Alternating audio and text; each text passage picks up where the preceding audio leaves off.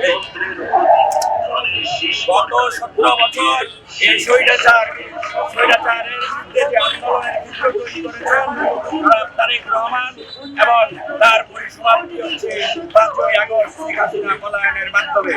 আমরা স্পষ্ট করে বলতে চাই, নতুন বাংলাদেশ গড়তে হলে ধানের শীষকে ভোট দিতে হবে।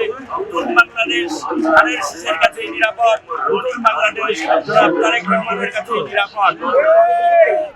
আগামী 12 তারিখ আপনারা সকলে সকাল আপনারা দেখেছেন আমরা কি পরিকল্পনা তারেক রহমান গ্রহণ করেছেন।